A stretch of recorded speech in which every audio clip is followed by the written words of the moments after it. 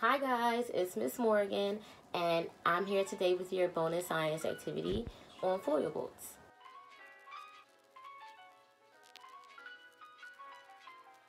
So some of the things that we will be learning today is the concept of buoyancy, and we're going to discover whether or not we can use home materials in order to discover the buoyancy of foil and coins. Some of the materials today that you will need are aluminum foil. Suggestions are that the aluminum foil is heavy duty because it works best. We will also be using scissors, so make sure your parent or guardian is around with you while you're testing out your foil bolts today. We will also be using pennies. If you have extra pennies lying around the house, today's the day to make them useful. For the sake of time, instead of a huge tub full of water, we will use a bowl full of water. So, a few helpful tips before we get started is that when we're making our foil bolts, before we get started on our demonstration, we should cut our foil or pieces of foil into squares. Now, I would recommend using more than one square while creating one boat at a time, because if we use this one square on a boat, it wouldn't be as strong as what we would use with a 2-square boat, which means it's heavier and it's thicker and it's deeper in size.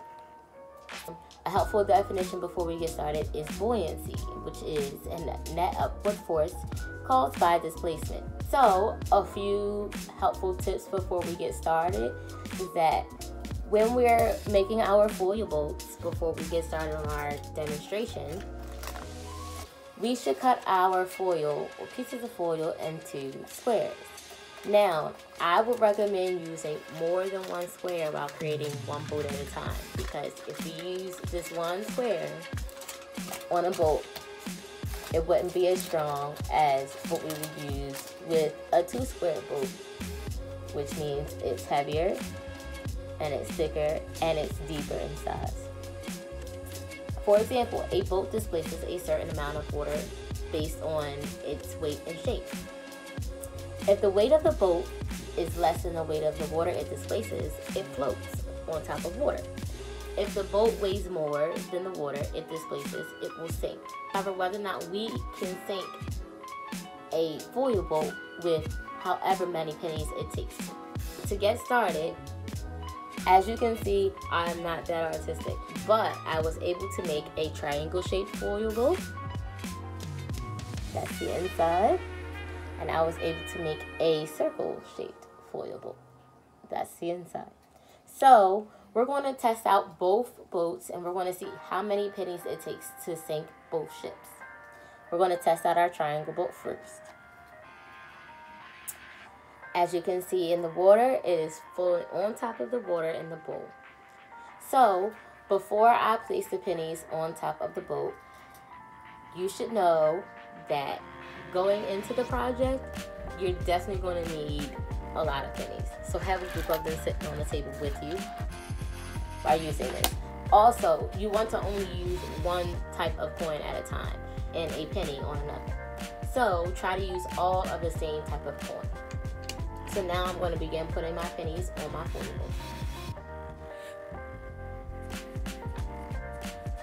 Okay, so as you can see, it only took one penny to sink the triangle boat.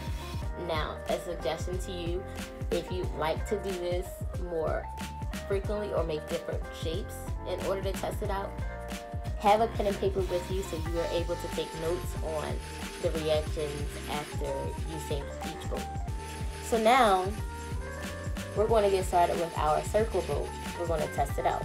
Again, this is what the circle boat looks like. You're going to place it on top of the water. As you can see, it's floating on top of the water, which means that the boat is way lighter than the water in the bowl.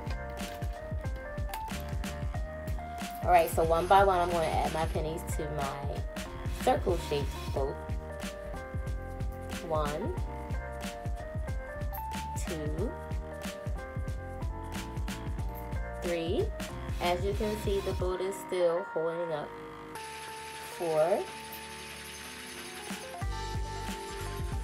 5. It took 5 pennies to sink the circle boat. The questions that you want to ask yourself is, why did it take 5 pennies to sink the circle boat, whereas it only took 1 penny to sink the triangle boat?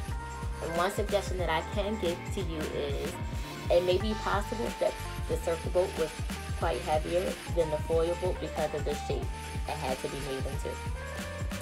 So, if you like to test this out more at home, you can create different shapes such as square boats, or you can get creative and make a trapezoid boat or a diamond boat, however you would like.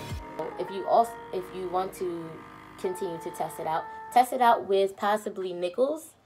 They are heavier in size, and which means that the heavier the coin, the heavier your boat has to be in order to hold a certain amount of coins before it sinks.